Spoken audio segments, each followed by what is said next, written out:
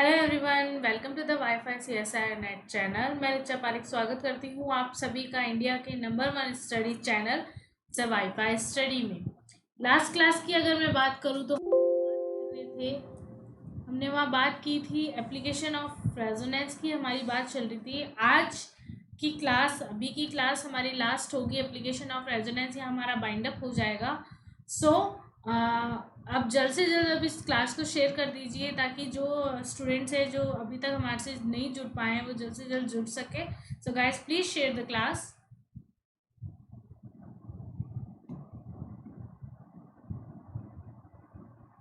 Okay guys, आज की video शुरू करते हैं। एप्लीकेशन ऑफ रेजोनेंस की हमारी बात चल रही थी, जहाँ पे हमने बॉन्ड ऑर्डर देख लिया, हमने स्टेबिलिटी ऑफ इंटरमीडिएट्स देख ली, साइट ऑफ प्रोटोनेशन की बात कर ली, हमने acidic and basic nature of compounds की बात कर ली। इसमें हमने दो इफेक्ट्स कवर किए। पहला इफेक्ट कवर किया ऑर्थो इफेक्ट, एंड देन हमने एसआईआर इफेक्ट पढ़ा, steric inhibition of resonance effect पढ़ा। आज हम बात करेंगे एरोमेटिसिटी की। एरोमेटिसिटी से बेसिक टॉपिक है जो आप 11-12 से पढ़ते आ रहे हैं, और इसमें ज़्यादा हम नहीं देखेंगे। हम सिर्फ इतना सा बात करेंगे कि एरोमेटिक कंपाउंड्स क्या क्या होते हैं, उनके नेचर्स क्या क्या होती है। सिंपल सा टॉपिक है, ज़्यादा कुछ नहीं है इसमें। और इसमें हम देखेंगे 3 टाइप से जो डिवाइडेशन होता है एरोमेटिक कंपाउंड्स का। एक होता है एरोमेटिक होते हैं, प्योरली एरोमेटिक कंपाउंड्स होते हैं। दूसरे अपन बोलते हैं एंटी एरोमेटिक कंपाउंड्स भी होते हैं आप लोगों के। तीसरा हम बात करते हैं तो वो होते हैं नॉन एरोमेटिक कंपाउंड। इनकी क्या क्या पॉसिबिलिटी होती है, कौन कौन सी कंडीशंस ऐसी होती है जिसकी वजह से ये इन 3 कैटेगरीज में अलग अलग डिवाइड होते हैं। तो आज इनकी बात करेंगे, और साथ में हम ये भी देखेंगे कि एरोमेटिक कंपाउंड्स, कई ऐसे कंपाउंड भी होते हैं जो होमो एटॉमिक नहीं होते हैं, हेट्रो एटॉमिक कंपाउंड्स होते हैं। तो कई कंपाउंड्स ऐसे भी होते हैं जो हेट्रो एटॉमिक कंपाउंड्स होते हैं, हेट्रोसाइक्लिक कंपाउंड्स होते हैं, वो भी एरोमेटिसिटी शो करते हैं। वो कैसे शो करते हैं, किस रीज़न की वजह से शो करते हैं, तो वो भी आज हम पढ़ेंगे। तो बेसिक है जो 11-12 में पढ़ते आ रहे हो या जो बीएससी में आप लोगों ने पढ़ा होगा, बस वही है, इतना कोई हार्ड नहीं है। सो गाइस स्टार्ट करते हैं आज की क्लास एरोमेटिसिटी पे। एरोमेटिसिटी के लिए अपन जनरली अपन डेफिनेशन की बात कर लेते हैं। एरोमेटिक कंपाउंड्स का होता है तो वो उसमें क्राइटेरिया के अंदर आ जाता है, जो अपन लोग पढ़ेंगे कि कौन कौन से क्राइटेरिया ऐसा है जो एरोमेटिक कंपाउंड फॉलो करता है। ठीक है, एरोमेटिसिटी उसमें डेवलप होती है, कौन से क्राइटेरिया अपन पढ़ेंगे। उसके बाद में डिफरेंस पढ़ेंगे एरोमेटिक कंपाउंड में, एंटी एरोमेटिक कंपाउंड में, नॉन एरोमेटिक कंपाउंड्स में, राइट। उसके बाद में हम लास्ट पढ़ेंगे एरोमेटिक हाइड्रोसाइक्लिक कंपाउंड्स। ऐसे कंपाउंड्स पढ़ेंगे जिसमें हेट्रोसाइक्लिक कंपाउंड होंगे। इसका मतलब क्या होता है कि ऐसा साइकिल आप बेसिकली, अगर आप देखा जाए साइकिल की अगर बात करी जाए तो आप लोग बात करते हो बेंजीन की, कार्बन की। Carbon he most of cyclic structure form करता है। सो अगर साइक्लिक कंपाउंड्स की मैं बात करूंगी तो साइक्लिक कंपाउंड्स कार्बन के बेस पे होता है। अगर मान लो हेट्रोसाइकिल की बात कर रही हूँ तो उसमें कहता है कार्बन के अलावा कोई और दूसरे भी जो भी एटम है आप लोगों के वो भी प्रेजेंट हो सकते हैं। तो एरोमेटिक कंपाउंड हाइड्रोसाइक्लिक में हम उनके बारे में पढ़ेंगे। ओके, सो स्टार्ट करते हैं। फर्स्ट चीज हम यहाँ पे पढ़ रहे हैं the criteria of aromaticity.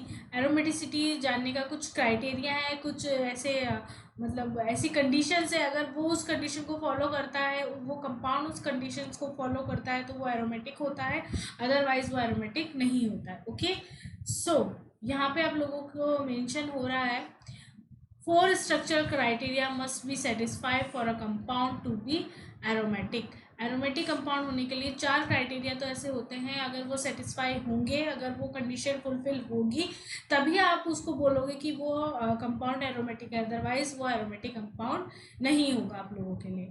First condition की अगर मैं बात करूँ तो फर्स्ट कंडीशन यहाँ पे आप लोगों के लिए a molecule must be cyclic. A molecule must be cyclic. ये साइक्लिक बहुत ज़रूरी वर्ड है, बहुत इंपॉर्टेंट वर्ड है कि एरोमेटिसिटी वही कंपाउंड शो कर सकते हैं जिनका मॉलिक्यूल कैसा होता है, साइक्लिक नेचर का होता है, साइक्लिक कंपाउंड होना चाहिए। यानी आप जिस पॉइंट से आप शुरू कर रहे हो वापस घूम फिर कर उसी पॉइंट पे आ रहे हो तो वो साइक्लिक स्ट्रक्चर फॉलो होती है। ओके, अब साइक्लिक कंपाउंड की बेसिकली मैं बात करूं तो अगर मैं कोई भी हमसे पूछता है कि साइक्लिक कंपाउंड्स का एक एग्जांपल दो तो हम लोग क्या बोलते हैं, बेसिकली हम सबसे पहले अगर हमारे मुंह से अगर कुछ वर्ड निकलता है तो वो होता है बेंजीन। तो बेंजीन को अपन बेस मान लेते हैं कि बेंजीन में सारी तरह के एरोमेटिक अपन हम लोगों को ये पता है कि बेंजीन एरोमेटिक होता है, क्यों होता है, किस लिए होता है, तो एक बार बेंजीन को बेस मान लेते हैं, उसके अकॉर्डिंग हम लोग डिसाइड करते हैं कि एरोमेटिक क्यों होता है। फर्स्ट चीज क्या बोली मैंने, जो मैंने कंडीशन यहाँ अप्लाई की है वो होता है साइक्लिक नेचर का होना चाहिए। बेंजीन की बात करूँ तो बेंजीन साइक्लिक नेचर का होता है, तो बेंजीन क्या कर रहा है, कंडीशन को फुलफिल कर रहा है। यहाँ पे क्या होता है, साइक्लिक कंपाउंड है जो कि बेंजीन की आपको स्ट्रक्चर दिख रही होगी, ये जो डॉट है जहाँ पे ये ऑर्बिटल्स दिख रहे हैं आप लोगों को, पी ऑर्बिटल्स, ये यहाँ पे कार्बन प्रेजेंस है और कार्बन की ये पी ऑर्बिटल है, जिनकी वजह से पाई बॉन्ड का फॉर्मेशन होता है बेंजीन के अंदर। ओके, अब मैंने नीचे यहाँ लिखा हुआ every p orbital overlap with two neighbouring p orbital. हर एक पी ऑर्बिटल अपने पास के दोनों पड़ोसी, अपने दोनों पड़ोसी जो पी ऑर्बिटल है उसके साथ क्या करता है, ओवरलैप करता है। ओके, तो ये जो कंडीशन है वो किस में होती है, एरोमेटिक कंपाउंड्स में होती है। To be aromatic each p orbital must overlap with p orbitals and on adjacent atom, यानी जितने भी जो भी एरोमेटिक कंपाउंड है उसमें क्या होना चाहिए, जितना भी पी ऑर्बिटल है, जो भी एक कंपाउंड का आप पी ऑर्बिटल ले लो, वो क्या करना चाहिए, अपने पड़ोस के जो भी नेबरिंग बोलूँ या एडजेसेंट बोलूँ यानी पास के कार्बन बोलूँ, उसके जो पी ऑर्बिटल है उससे ओवरलैप करना ज़रूरी है। उसका ओवरलैप नहीं करेगा तो बॉन्ड का फॉर्मेशन नहीं होगा। आप लोगों ने ओवरलैपिंग पढ़ी होगी, ओवरलैपिंग आती है इनऑर्गेनिक केमिस्ट्री का एक छोटा सा पार्ट होता है ओवरलैपिंग, बेसिक पार्ट होता है। उसमें क्या होता है, इंटरन्यूक्लियर जो एक्सिस होती है, एक सेकंड के लिए मैं बता देती हूँ आपको थोड़ा सा, कोई भी एक एक्सिस मान लेते हैं, अगर इस एक्सिस पे अगर कोई ऑर्बिटल अगर ओवरलैप करते हैं तो यहाँ पे बॉन्ड का फॉर्मेशन होता है सिग्मा बॉन्ड का, जो कि इस कार्बन और इस कार्बन का ये जो बॉन्ड है, ये जो बॉन्ड का फॉर्मेशन हो रहा है यहाँ पे, ये बॉन्ड किससे बनता है, सिग्मा बॉन्ड, ये सिग्मा बॉन्ड होता है, ऑब्वियसली बात है।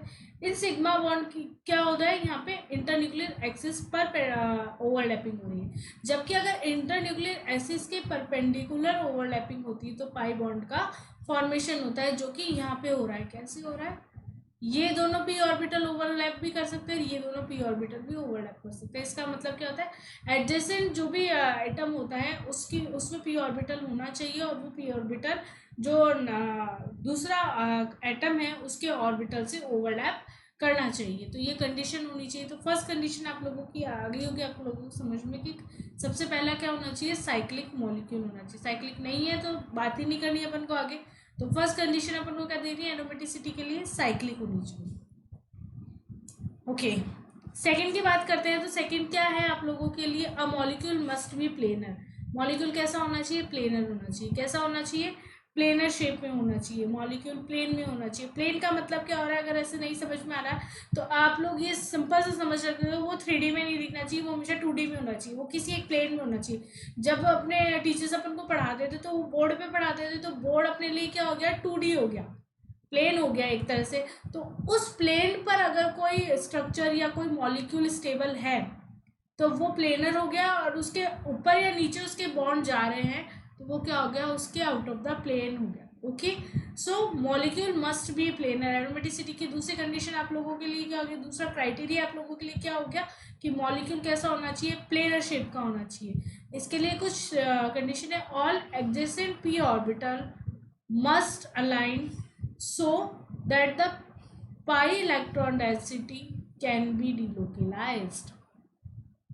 अगर p ऑर्बिटल, मतलब p ऑर्बिटल प्लेन में रहने का मतलब सिर्फ इतना सा है कि अगर p ऑर्बिटल प्लेन में रहेंगे तभी पाई बॉन्ड का जो डिलोकलाइजेशन है, जो पाई बॉन्ड शिफ्टिंग होती है एक एटम से दूसरे एटम के ऊपर, जो पाई बॉन्ड की शिफ्टिंग होती है, जो रेजोनेंस प्रेजेंस होता है, वो हो सकता है अगर वो आउट ऑफ द प्लेन है, प्लेन में नहीं है। 3D स्ट्रक्चर अगर आप लोगों को दिख रही है तो इसका मतलब सिंपल सा यही है कि अगर 3D आपको व्यू दिख रहा है तो उसका मतलब यही है कि वहाँ पे रेजोनेंस पॉसिबल नहीं है, वहाँ पाई बॉन्ड्स का डिलोकलाइजेशन पॉसिबल नहीं है। इस वजह से वो नॉन एरोमेटिक में चले जाते हैं। नॉन एरोमेटिक में कौन सा कंपाउंड जाता है, यहाँ पे एग्जाम्पल ले रखा है कि समझा रखा है, यहाँ पे मैंने ले रखा है साइक्लो ऑक्टा टेट्राइन। साइक्लो ऑक्टा टेट्राइन का मतलब क्या है, साइक्लिक कंपाउंड है, साइक्लो वहाँ से लिया, ऑक्टा यानी 8 कार्बन है आप लोगों के पास। टेट्राइन का मतलब कि 4 डबल बॉन्ड है आपके पास, एक एक कॉन्जुगेशन के अकॉर्डिंग आप डबल बॉन्ड। लेकिन अगर आप स्ट्रक्चर को ऐसे देख रहे हो देखिए, अगर आप स्ट्रक्चर को ऐसे देख रहे हो तो आपको प्लेन में लग रही है, लेकिन एक्चुअल में स्ट्रक्चर इसकी 3D व्यू ये होता है, ये प्लेन में नहीं होती है। इसकी शेप आप लोग ये नहीं बोलकर इसकी शेप को आप लोग क्या बोलते हो, टब शेप होती है। ये कौन सी शेप होती है, टब शेप होती है। एक ऐसा टब होता है जिसके आगे पीछे की दीवार नहीं होती, पर फिर भी हम इसको टब कहते हैं। टब शेप भी कह सकते हो आप लोग, इसे बोट शेप भी कह सकते हो। बोट शेप इसके लिए यूज नहीं लेते हम, बिकॉज ऑफ बोट शेप अगर आप लोग देखोगे तो आप लोग साइक्लिक कंपाउंड साइक्लोहेक्सेन, जो साइक्लोहेक्सेन होता है उसमें आप लोग देखते हो बोट शेप और chair form and boat conformation और चेयर कन्फर्मेशन, ये यहाँ पे चलती है, राइट। और इसकी टब शेप होती है। टब शेप का मतलब क्या होता है, ये होता है, जहाँ ये एक पॉइंट पे एक ही कार्बन से मिलता है, वहां या दो कार्बन होते हैं, जिसको हम लोग ऐसे बनाते हैं लगभग। थोड़ा सा गलत हो गया, एक सेकेंड।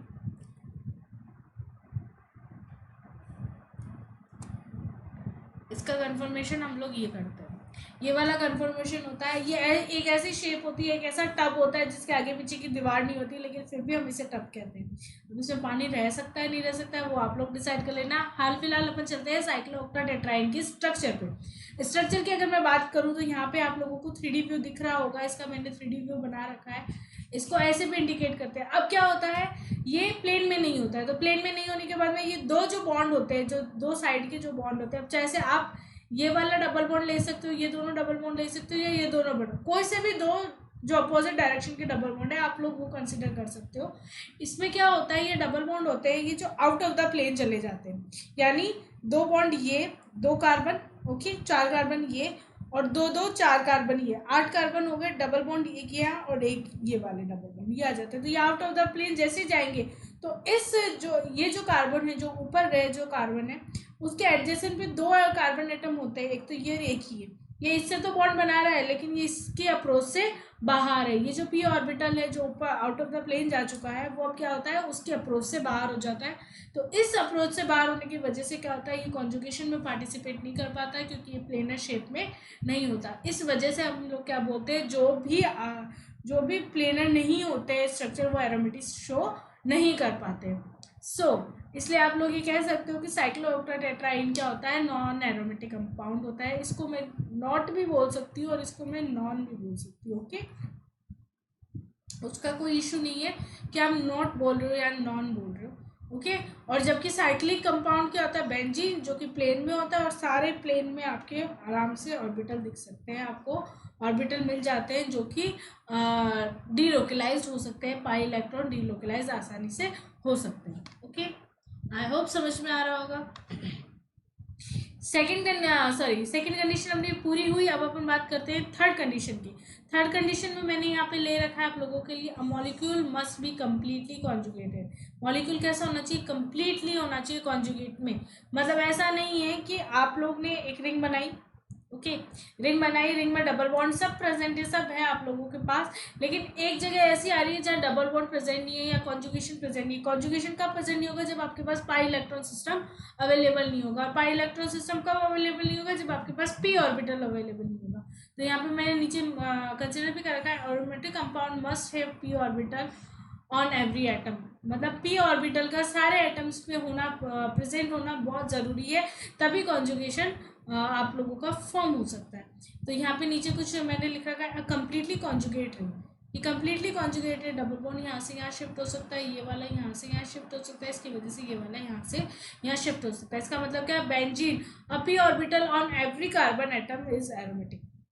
इसका मतलब क्या हो गया, ये एरोमेटिक है, क्योंकि हर एक कार्बन एटम पे क्या उपस्थित है, पी ऑर्बिटल आप लोगों के प्रेजेंट है। 3D व्यू पीछे देख के आ चुके हैं अपन दोनों कंडीशंस पे, ओके।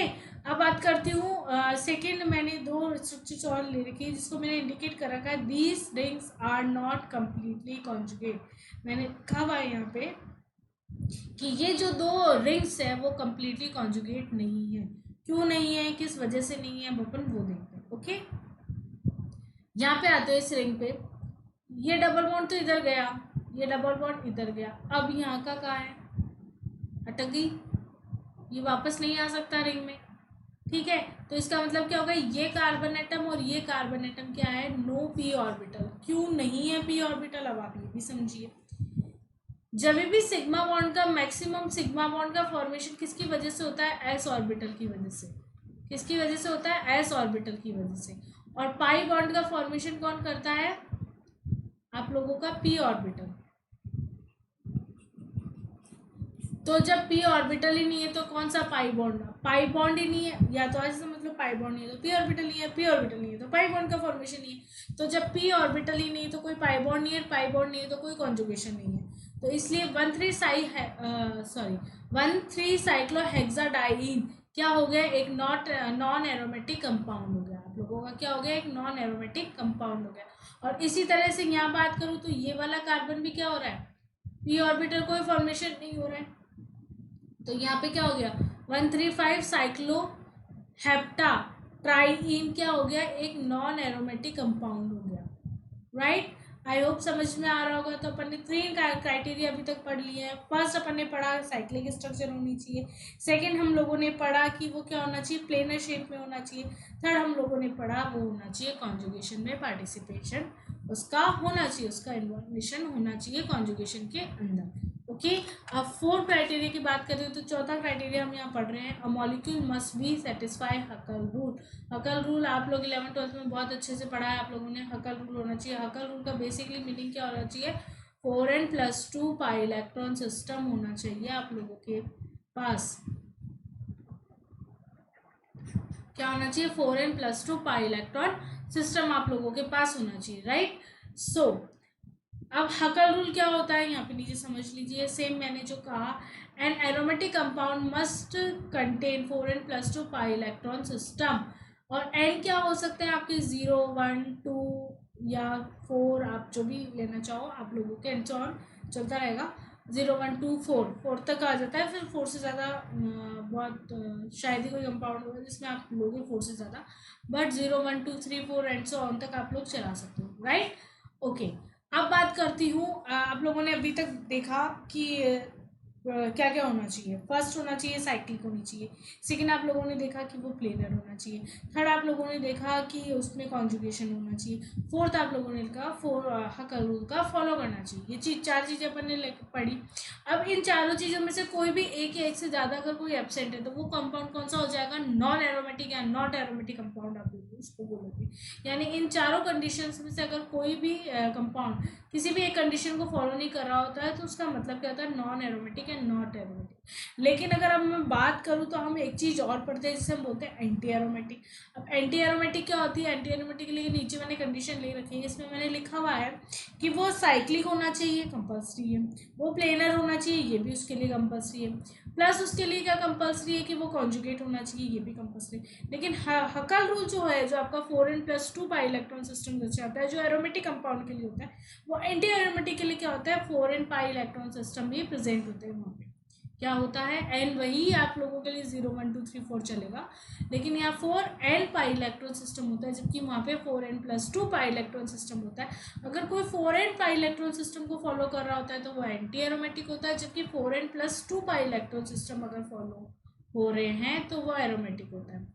4n+2 पाई इलेक्ट्रॉन अगर फॉलो हो रहा है तो वो एरोमेटिक होगा, और जबकि 4n पाई इलेक्ट्रॉन सिस्टम अगर फॉलो हो रहा है तो वो एंटी एरोमेटिक होगा। ओके, तो ये याद रखने की बात है।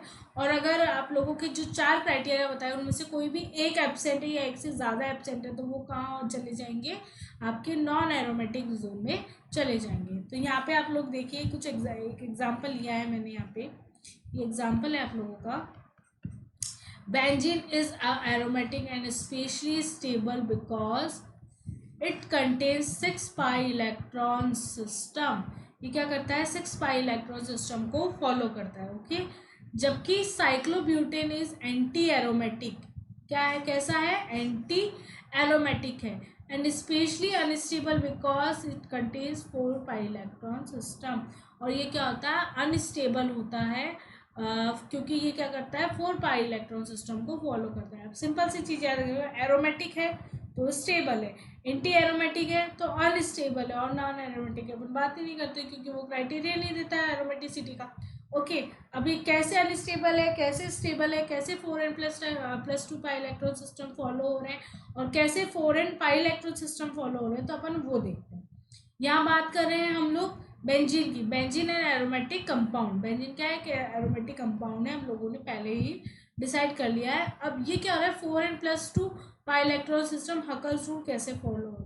एक चीज बताइए आप लोग कि जो बॉन्ड होता है, बॉन्ड के फॉर्मेशन में कितने इलेक्ट्रॉन का पार्टिसिपेशन है? 2 इलेक्ट्रॉन का पार्टिसिपेशन आप सबको पता है। किसी भी एक सिग्मा या डबल या सॉरी सिग्मा या पाई बॉन्ड का अगर फॉर्मेशन हो रहा है तो 2 इलेक्ट्रॉन तो उसको चाहिए कम से कम। बिना 2 इलेक्ट्रॉन के पार्टिसिपेशन के, अब वो चाहे एक ही कंपाउंड दे चाहे दोनों मिलकर दे, वो अलग बात है, लेकिन 2 इलेक्ट्रॉन जब तक नहीं होंगे तब तक आपका बॉन्ड का फॉर्मेशन नहीं होगा, ये आप लोगों को पता है। ठीक है, अब बेंजीन में अगर मैं बात कर रही हूँ सिर्फ सिग्मा बॉन्ड के लेके चल रही, क्योंकि सिग्मा इलेक्ट्रॉन की वजह से ही अपन डिसाइड करें कि हकल रूल फॉलो हो रहा है या नहीं हो रहा है। तो यहाँ पे कितने सिग्मा बॉन्ड है, सॉरी कितने पाई बॉन्ड है, पाई बॉन्ड को कंसिडर कर रहे हैं हम लोग। यहाँ कितने पाई बॉन्ड है, 3 पाई बॉन्ड है, ये रहा, एक ये रहा और एक ये रहा आप लोगों के लिए, राइट। तो 3 पाई बॉन्ड है। अब 3 पाई बॉन्ड का मतलब क्या हो गया, कितने इलेक्ट्रॉन हो गए, 6 पाई इलेक्ट्रॉन हो गए। कितने हो गए, 6 पाई इलेक्ट्रॉन हो गए। अब अपने पास 2 ही तो फॉर्मूले हैं, या तो 4n+2 फॉर्मूला लगेगा या 4n का फॉर्मूला आप लोगों के पास लगेगा। ये 2 ही फॉर्मूले हैं आप लोगों के पास, इसके अलावा तीसरा फॉर्मूला आप नहीं लगा सकते हो। तो यहाँ पे अगर अपन दूसरा फॉर्मूला या फॉर्मूला लगाते हैं, अपन ने लगाया 4n+2 वाला। ठीक है, एन की वैल्यू में 0 1 2 3 4 कुछ भी ले सकती हूँ, वो मेरे ऊपर डिपेंड करता है। अब मेरे को 6 पाई इलेक्ट्रॉन करने, क्या करना है, 6 पाई इलेक्ट्रॉन करना। 6 पाई इलेक्ट्रॉन कब होंगे, जब एन की वैल्यू में क्या लूँ कि उससे 6 आंसर आ जाए। तो एन की वैल्यू अगर मैं 0 लूँगी तो ये तो टर्म ही 0 हो जाएगी, 4n वाली तो 0 हो जाएगी, 2 लाना नहीं है। अगर एन की वैल्यू में 1 लूँगी तो मेरे ओवरऑल कितना आ जाएगा, 6 पाई इलेक्ट्रॉन आ जाएंगे, राइट। अब अगर मैं आप लोगों का दूसरा डाउट होगा, 4n भी लेके देख लेते हैं, क्या पता दोनों ही फॉलो कर रहे हो।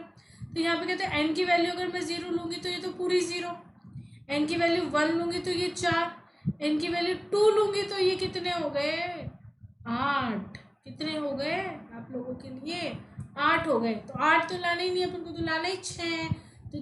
तो इसका मतलब क्या हो गया, ये एंटी एरोमेटिक नहीं होगा, क्या हो गया, एरोमेटिक कंपाउंड हो गया। क्या हो गया, 6 पाई इलेक्ट्रॉन अगर आ गए तो इसका मतलब क्या हो गया, ये एरोमेटिक कंपाउंड हो गया। इसका मतलब ये हकल रूल को फॉलो कर रहा है, इसका मतलब ये 4n+2 पाई इलेक्ट्रॉन सिस्टम को फॉलो कर रहा है बेंजीन। अब बात करती हूँ साइक्लोब्यूटाडाइईन की, जिसको मैंने यहाँ क्या बोला है, एंटी एरोमेटिक कंपाउंड। कौन सा कंपाउंड बोला है, एंटी एरोमेटिक कंपाउंड। अब एंटी एरोमेटिक कंपाउंड में पहले से डिक्लेरेशन दे दिया, अब वो कैसे दिया है, क्यों दिया, वो देखते हैं।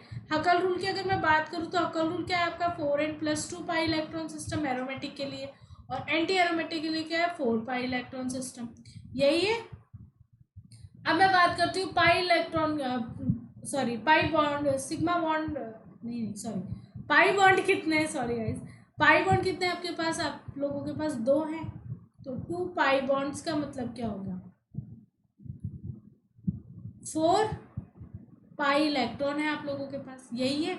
2 पाई बॉन्ड्स का मतलब क्या हो गया, 4 पाई इलेक्ट्रॉन है आप लोगों के पास, और 4 पाई इलेक्ट्रॉन अब अपन को लेके आना है इस रूल को फॉलो करते हुए, यानी इस रूल को फॉलो करते हुए या इस रूल को फॉलो करते हुए 4 पाई इलेक्ट्रॉन आप लोगों के पास लेने हैं। बात करते हैं एरोमेटिसिटी वाले रूल के लिए, हकल का जो मेन रूल है उसकी बात करते हैं। तो यहाँ पे क्या हुआ, 4n की वैल्यू क्या रखूँ, 0 रख दूँ, 0 रख दूँगी तो ये टर्म 0, और बचा कितना, 2 लाना नहीं है मेरे को, तो 4 चाहिए। अब 4 के लिए इसकी वैल्यू 1 रखूँगी तो अपने पास आएगा 6, जो कि अपन पहले बेंजीन में ला चुके, तो 6 भी नहीं है। फिर अब 6 ही आ गए तो 6 से ज़्यादा ही आएंगे, कम तो आने से, तो इसलिए क्या हो गया, ये एरोमेटिक नहीं है। क्या हुआ, एरोमेटिक वाले रूल को फॉलो नहीं करता। अब एंटी एरोमेटिक वाले के पास चलते हैं। तो यहाँ पे क्या हुआ, 4n, सॉरी एन लगाना भूल गई मैं, यहाँ 4n, एन की वैल्यू क्या रखूँ, 0 रखूँगी तो ये तो 0, एन की वैल्यू अगर 1 रखूँगी तो मेरे पास क्या आ गया, 4 पाई इलेक्ट्रॉन आ गए, यही तो मुझे चाहिए था। अब 4 पाई इलेक्ट्रॉन का मतलब क्या हो गया, एंटी एरोमेटिक कंपाउंड। इसलिए मैंने ये डिसाइड किया कि जो साइक्लोब्यूटाडाइन होता है वो कैसा कंपाउंड होता है, एंटी एरोमेटिक कंपाउंड। और कौन से कौन कितने इलेक्ट्रॉन आते हैं इसके पास, 4 पाई इलेक्ट्रॉन्स कंटेन होते हैं इसके अंदर। आप बॉन्ड को देखकर डिसाइड कर सकते हो और फिर उसके बाद में एरोमेटिसिटी, सॉरी हकल के रूल के अकॉर्डिंग आप डिसाइड कर सकते हो कि वो कंपाउंड एरोमेटिक है या एंटी एरोमेटिक है। ओके, आई होप समझ में आ गया होगा। अब बात करते हैं क्लासिफिकेशन की, एरोमेटिसिटी के अकॉर्डिंग इस कंपाउंड्स के क्लासिफिकेशन की। तो 3 तरह के बता रखे हैं मैंने, एरोमेटिक होता है, एंटी एरोमेटिक होता है, या नॉट एरोमेटिक कहूँ या नॉन एरोमेटिक कहूँ, वो आपके ऊपर डिपेंड होता है। एरोमेटिक की बात करूँ तो एरोमेटिक की बात कर चुकी हूँ मैं, साइक्लिक होना चाहिए, प्लेनर होना चाहिए, कम्प्लीटली कॉन्जुगेट होना चाहिए और 4n+2 पाई इलेक्ट्रॉन सिस्टम को फॉलो करना चाहिए। एंटी एरोमेटिक भी same, cyclic, planar, completely conjugate और compound with 4n pi electron system को फॉलो करना चाहिए, राइट। अब नॉन एरोमेटिक की अगर मैं बात करूँ तो नॉन एरोमेटिक का मतलब क्या होता है, कंपाउंड दैट लैक्स वन और more of following requirements of aromaticity being cyclic, planar and completely conjugated. इसका मतलब क्या हो गया कि जो एरोमेटिसिटी की जो रिक्वायरमेंट होती है, यानी साइक्लिक, प्लेनर, कंप्लीटली कॉन्जुगेट या हकल रूल, इनमें से कोई एक या एक से ज़्यादा अगर उसको फॉलो नहीं करता तो वो कंपाउंड कहाँ जाएगा, नॉन एरोमेटिक जोन में आ जाएगा। कहाँ जाएगा, नॉन एरोमेटिक जोन में। तो ओवरऑल अगर आप लोग देखो तो 5 तरह की कंडीशन हो गई। फर्स्ट कंडीशन हो गई साइक्लिक, सेकेंड हो गई प्लेनर, थर्ड हो गई कॉन्जुगेट, सॉरी कंप्लीटली कॉन्जुगेट, और फोर्थ हो गई आप लोगों की 4n+2 पाई इलेक्ट्रॉन सिस्टम, और फिफ्थ कंडीशन हो गई आपके पास 4n पाई इलेक्ट्रॉन सिस्टम। अगर ये 5 कंडीशन कोई भी कंपाउंड फॉलो नहीं करता है, या इससे एक या एक से ज़्यादा, इन 5 में से कोई एक या एक से ज़्यादा अगर कंडीशन फॉलो नहीं करता है, तो इसका मतलब सिंपल सा हो गया कि वो कंपाउंड नॉन एरोमेटिक जोन में चला गया। ओके, आई होप आप लोगों को ये जो क्राइटेरिया है वो समझ में आया होगा और क्लासिफिकेशन के बारे में पता चला होगा। ओके, बेसिक है, ज़्यादा हार्ड नहीं है, इसलिए थोड़ा स्पीड भी हो सकता है, थोड़ी जल्दी जल्दी हो। सो अब बात करते हैं एरोमेटिक हेट्रोसाइक्लिक कंपाउंड। ऐसे कंपाउंड्स जो एरोमेटिक है लेकिन हेट्रोसाइक्लिक है। हेट्रोसाइक्लिक का बेसिकली मीनिंग क्या होता है, साइक्लिक स्ट्रक्चर आप मोस्ट ऑफ अगर कंपाउंड्स में देखोगे तो आप बेंजीन की स्ट्रक्चर लेकर चलते हो, आप बेंजीन को कंसिडर करके चलते हो हर साइक्लिक स्ट्रक्चर के अंदर, राइट। अब अपन बात करते हैं कि साइक्लिक स्ट्रक्चर ऐसे स्ट्रक्चर जो बेंजीन नहीं, एक्चुअली कार्बन से रिलेटेड साइक्लिक स्ट्रक्चर, कार्बन की मेन मतलब जो साइकिल जो बनता है आप लोगों का, वो किसके अकॉर्डिंग बनता है, कार्बन बॉन्ड के अकॉर्डिंग कार्बन बनाता है, क्योंकि कार्बन की वैलेंसी अच्छी खासी होती है, वो स्टेबल होता है साइक्लिक फॉर्म के अंदर ज़्यादा से ज़्यादा। तो अगर कार्बन के अलावा अगर कोई भी और दूसरा कंपाउंड, अगर कोई दूसरा आइटम आप लोगों को मिल जाता है उस रिंग के अंदर, तो वो कौन सी रिंग हो जाती है, उस रिंग को अपन बोलते हैं हेट्रोसाइक्लिक रिंग बोलते हैं, हेट्रोसाइक्लिक कंपाउंड्स बोलते हैं। अब 2 तरह की डोनेशन जो इलेक्ट्रॉन्स की डोनेट की पॉसिबिलिटी होती है, वो 2 तरह की होती है हेट्रोसाइक्लिक कंपाउंड में। फर्स्ट आप लोग पढ़ते हो hetero atom donate 1 electron. Hetero atom कितना इलेक्ट्रॉन डोनेट कर सकता है, सिर्फ सिंगल इलेक्ट्रॉन। और दूसरी पॉसिबिलिटी में आती है हेट्रो एटम डोनेट 2 इलेक्ट्रॉन्स। यहाँ कितना अपना पूरा का पूरा लोन पेयर डोनेट कर सकता है। कैसे कर सकता है, क्यों कर सकता है, अभी बात करते हैं जस्ट 1 सेकेंड के लिए। पहले आप एग्जाम्पल देख लीजिए इसके। जो 1 इलेक्ट्रॉन डोनेशन के एग्जाम्पल होते हैं वो होता है पिरिडीन, बहुत कॉमन एग्जाम्पल है। और जबकि 2 इलेक्ट्रॉन डोनेट का कौन सा होता है, अपन लोग पढ़ते हैं एरोमेटिसिटी में, पायरोल, फ्यूरेन एंड थायोफीन। जो थायोफ्यूरिन के कैरेक्टर होते हैं वही थायोफिन के लिए होता है। ओके, तो आप किसी की भी एक की स्टडी कर लो, चाहे फ्यूरिन की कर लो चाहे थायोफिन की कर लो, बात एक ही आप लोगों के लिए। ठीक है, अब अपन लोग बात करते हैं यहाँ पे, a heterocyclic compound has ring atoms other than carbon. इसका मतलब क्या होता है, जो रिंग में जो कार्बन के एटम होते हैं उसके अलावा कोई एक दूसरा एटम आके जुड़ जाता है, तो वही क्या कहलाता है, हेट्रोसाइक्लिक कंपाउंड करता है। The hetero atom donate either 1 और 2 electron to the pi system. ये क्या कर सकता है, 1 या 2 इलेक्ट्रॉन का डोनेशन करता है पाई सिस्टम के अंदर, राइट। सो अब आगे देखते हैं। अब मैंने यहाँ बात करी कि मैंने से बोला कि पिरिडीन तो देता है 1 इलेक्ट्रॉन डोनेशन, पिरिडीन क्या देता है 1 इलेक्ट्रॉन, पायरिडीन क्या करता है 1 इलेक्ट्रॉन डोनेशन करता है, जबकि जो पायरोल होता है वो 2 इलेक्ट्रॉन का डोनेशन करता है। ये क्या करता है 2 इलेक्ट्रॉन्स क्या करता है डोनेट, और ये क्या करता है 1 इलेक्ट्रॉन क्या करता है, ये 1 इलेक्ट्रॉन का डोनेशन करता है। अब वो कैसे करता है, क्या करता है, तो पहले ऑर्बिटल व्यू देख लेते हैं, फिर जो थ्योरेटिकल लाइन्स है वो अपन पढ़ेंगे, इसके बारे में देखेंगे। थ्योरी मतलब जो एक्सपेरिमेंट है वही थ्योरी अपनी, तो पहले एक्सपेरिमेंट करते हैं, थ्योरी बाद में बना लेंगे। यहाँ क्या होता है, मैं क्या बोल रही हूँ, एरोमेटिक है ये कंपाउंड, एरोमेटिक है उसका मतलब क्या होता है, साइक्लिक स्ट्रक्चर होनी चाहिए। फर्स्ट चीज साइकिल दिख रही है आप दोनों को, दोनों कंपाउंड में आप लोगों को साइकिल दिख रही है। सेकंड क्या होनी चाहिए, प्लेनर होना चाहिए, दोनों कंपाउंड प्लेनर में होते हैं। थर्ड क्या होनी चाहिए, कॉन्जुगेशन होता है, दोनों में कॉन्जुगेशन होता है, राइट। फोर्थ क्या होती है आप लोगों के लिए, हकर रूल फॉलो होता है, वो आप लोग देख लेना, हकर रूल के अकॉर्डिंग, पाई बॉन्ड के अकॉर्डिंग आप लोग निकाल लेना, आप लोगों को आ जाएगा हकर रूल फॉलो। ठीक है, अब अपन लोग बात करते हैं कि मैंने 1 इलेक्ट्रॉन और 2 इलेक्ट्रॉन को कैसे कंसिडर किया। आप लोग एक सेकेंड के लिए पायरोल की स्ट्रक्चर आप लोग देखिए कि पायरोल 5 मेंबर रिंग होती है, राइट। तो 1 2 और 5, 2 2 4 और 1 5 होगी। यहाँ पे क्या हो रहा है, इस जगह नाइट्रोजन एटम प्रेजेंट है, इस जगह क्या प्रेजेंट है, नाइट्रोजन एटम प्रेजेंट है। नाइट्रोजन एटम के साथ में क्या जुड़ा हुआ है, हाइड्रोजन जुड़ा हुआ है। पायरोल में क्या होता है, नाइट्रोजन के साथ एक हाइड्रोजन भी जुड़ा हुआ रहता है। तो ये नाइट्रोजन, इसका पी ऑर्बिटल है, उससे क्या जुड़ा हुआ है, एक हाइड्रोजन और 2 जगह ये बॉन्ड। तो नाइट्रोजन की वैलेंसी कितनी पूरी हो गई, 3 वैलेंसी ऑलरेडी पूरी हो गई। अब नाइट्रोजन के पास क्या बचा, सिर्फ लोन पेयर बचा। क्या बचा, सिर्फ लोन पेयर बचा, जो कि मैं बोल रही हूँ कि नाइट्रोजन अगर ये प्लेन में है तो जो भी पी ऑर्बिटल होंगे वो क्या होंगे, इंटरन्यूक्लियर एक्सिस के परपेंडिकुलर होंगे। तो ये वाले नाइट्रोजन की जो पी ऑर्बिटल है वो ऐसे परपेंडिकुलर, और इस पी ऑर्बिटल में क्या है, लोन पेयर प्रेजेंट है। सेम ऐसा इस कार्बन के साथ होगा, इसका पी ऑर्बिटल ये प्रेजेंट है और इसके पी ऑर्बिटल में क्या है, एक इलेक्ट्रॉन प्रेजेंट है। ये तो अपने डबल बॉन्ड का कंट्रीब्यूशन करेगा और वो अपना क्या करेगा, सिंगल बॉन्ड का सिंगल इलेक्ट्रॉन का कंट्रीब्यूशन करेगा।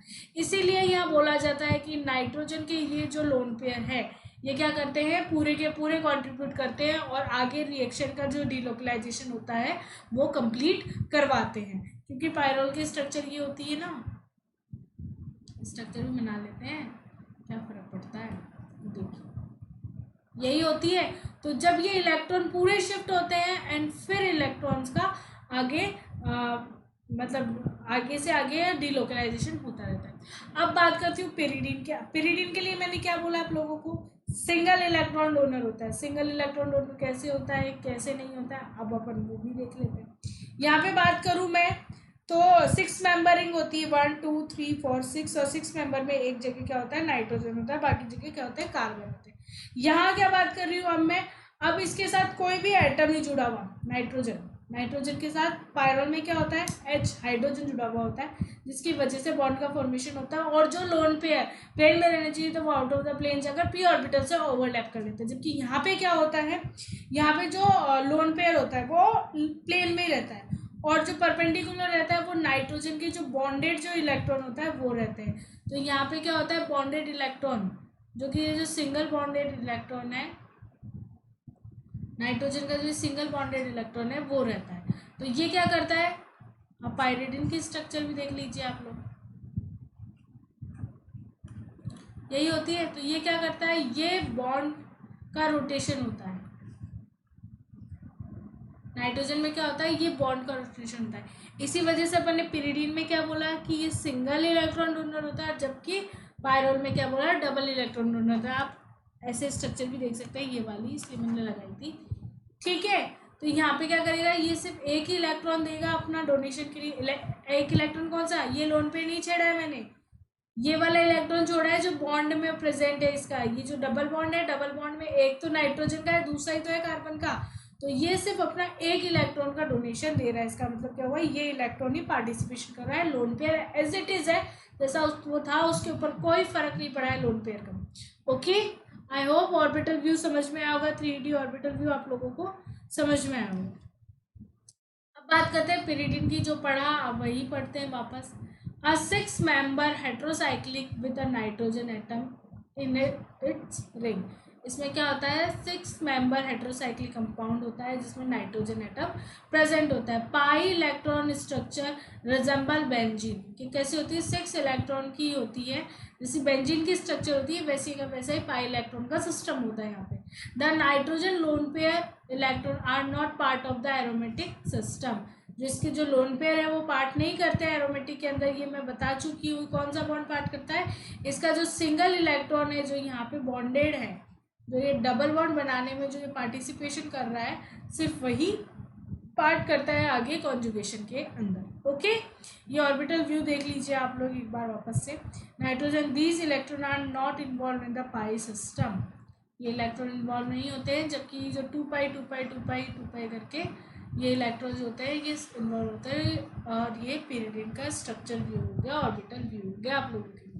आई होप समझ में आया होगा. पहले ऑर्बिटल व्यू समझा चुकी हूँ तो इतना कुछ समझाने की अब ज़रूरत है नहीं, मुझे नहीं लगता. फिर भी अगर कोई प्रॉब्लम हो तो आप प्लीज़ कमेंट करके बताइएगा, मैं उससे ज़रूर सॉल्व करूँगी. ओके, अब बात करते हैं पायरोल की. पायरोल के लिए भी मैं समझा चुकी हूँ. यहाँ क्या होता है, 5 member हेट्रोसाइक्लिक कंपाउंड होता है with 1 nitrogen. Pi electron system similar that the cyclopentadienyl anion. कैसे, साइक्लोपेंटाडाइनिल एनायन की जैसा ही पाई इलेक्ट्रॉन सिस्टम होता है यहाँ पे. Nitrogen atom is sp2 hybrid and lone pair of electron occupied a P orbital, यानी 6 पाई इलेक्ट्रॉन. यहाँ पे सिंपल सा चीज़ बता रखा है कि जो नाइट्रोजन एटम होता है वो sp2 हाइब्रिडाइज्ड होता है, और जो इसका जो लोन पेयर होता है वो पी, जो लोन पेयर जिसके पी ऑर्बिटल में प्रेजेंट होता है वो कहाँ पार्टिसिपेशन करता है, कॉन्जुगेशन में पार्टिसिपेशन करता है, जिससे वो 6 पाई इलेक्ट्रॉन का एक सिस्टम डेवलप कर लेता है, एक सिस्टम बना लेता है. यहाँ पे ये ऑर्बिटल बता रखा है, ये पायरोल की नॉर्मल स्ट्रक्चर बताइए आप लोगों को, और उसके बाद में ये ऑर्बिटल व्यू बता रखा है जिसमें क्या होता है, ये 2 इलेक्ट्रॉन, ये 2 और ये 2, ओवरऑल 6 पाई इलेक्ट्रॉन सिस्टम हो जाता है जो कि पायरोल का होता है. ओके, ये ऑर्बिटल व्यू के अंदर अपन लोग क्लियर करके आ चुके हैं. फिर भी प्रॉब्लम हो तो प्लीज़ कमेंट करिएगा, प्लीज़ पूछिएगा. अब बात करते हैं फ्यूरेन की. फ्यूरेन भी तो हमने पढ़ा था, जो क्या करता है, डबल बॉन्ड देता है किसको, रिंग में, कॉन्जुगेशन में डबल बॉन्ड उसके, सॉरी, कॉन्जुगेशन में उसके 2 इलेक्ट्रॉन पार्टिसिपेशन करते हैं. फ्यूरेन की स्ट्रक्चर ये होती है आप लोगों के सामने, ये फ्यूरेन की स्ट्रक्चर ये होती है. ऑक्सीजन के ऊपर 2 लोन पेयर होते हैं. अब देखिए आप लोग एक बार फ्यूरेन की स्ट्रक्चर समझिए क्या होती है. 2 कार्बन और यहाँ पे ऑक्सीजन, कार्बन को हटा दो, ऑक्सीजन लगा दो, फ्यूरेन बन गया आप लोगों का. इन दोनों कार्बन के बीच में क्या आ रहा है, यहाँ पे डबल बॉन्ड आ रहा है, और जो ये ऑक्सीजन है इसके पास 2 लोन पेयर है. अब 2 लोन पेयर क्या करेंगे, एक लोन पेयर तो है यहाँ पे पी ऑर्बिटल में, जो कि कॉन्जुगेशन में भाग लेगा इस कार्बन के पी ऑर्बिटल के साथ. एक लोन पेयर तो ये, और एक लोन पेयर मेरी तरफ आ रहा है, मतलब प्लेन में ही एक लोन पेयर. एक लोन पेयर तो परपेंडिकुलर है और एक पी ऑर्बिटल तो परपेंडिकुलर है. एक पी ऑर्बिटल कैसा है, प्लेन में. तो जो प्लेन में है वो तो इन्वॉल्व नहीं करेगा, लेकिन जो परपेंडिकुलर है वो इस परपेंडिकुलर पी ऑर्बिटल यानी एडजेसेंट कार्बन एटम के पी ऑर्बिटल के साथ ओवरलैपिंग में पार्टिसिपेशन कर सकता है.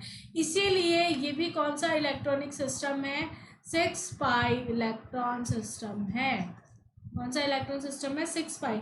यहाँ पे जो परपेंडिकुलर वाला जो पी ऑर्बिटल है उसके 2 इलेक्ट्रॉन, डबल बॉन्डेड वाले 2 इलेक्ट्रॉन पार्टिसिपेशन करेंगे और क्या बनाएंगे, 6 पाई इलेक्ट्रॉन सिस्टम, यानी हकल रूल को फॉलो करेंगे. क्या करेंगे, हकल रूल को क्या करेंगे, फॉलो करेंगे. और ये जो पाई इलेक्ट्रॉन सिस्टम है, these electron are not involve in the pi system. Okay, I hope समझ में आया होगा. अब लास्ट की बात करते हैं थायोफिन की.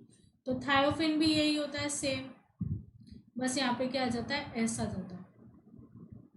इसलिए मैंने नीचे लास्ट लाइन लिखी है, furan and thiophene structure are similar. Furan और थायोफिन की स्ट्रक्चर सिमिलर होती है. एस की ओ की जगह आप एस लगा दीजिए, बाकी एज इट इज होती है सेम. एक लोन पे पार्टिसिपेशन करेगा, दूसरा पार्टिसिपेशन नहीं करेगा, और ओवरऑल क्या बनाएगा, ये भी 6 पाई इलेक्ट्रॉन सिस्टम. इसका मतलब क्या हो गया, हकल रूल फॉलो. क्या हो गया इसका सिंपल सा मीनिंग, क्या हो गया, हकल उनको फॉलो करता है। आई होप गाइज आज की क्लास आपको इंटरेस्टिंग लगी होगी और आप लोगों को समझ में आएगा। फिर भी अगर कोई क्वेरी है तो प्लीज़ पूछेगा एरोमेटिसिटी से रिलेटेड। बट आज बेसिक था, इतना कुछ खास नहीं था। जो आप 11th-12 से पढ़ते आ रहे हैं वही चीज़ हमने दोबारा से पढ़ी है। Thank you guys class attend करने के लिए। एंड अगर अभी तक आप लोगों ने इस क्लास को शेयर नहीं किया तो प्लीज़ शेयर कर दीजिएगा। और अगर आप लोगों को क्लास पसंद आई होगी तो प्लीज़ लाइक करिएगा। फिर भी अगर आप लोगों को कोई भी प्रॉब्लम प्लीज़ मुझसे कमेंट करके ज़रूर पूछिएगा। किसी भी कॉन्सेप्ट में कोई प्रॉब्लम हो रही हो तो पीछे पूछिएगा। Thank you guys.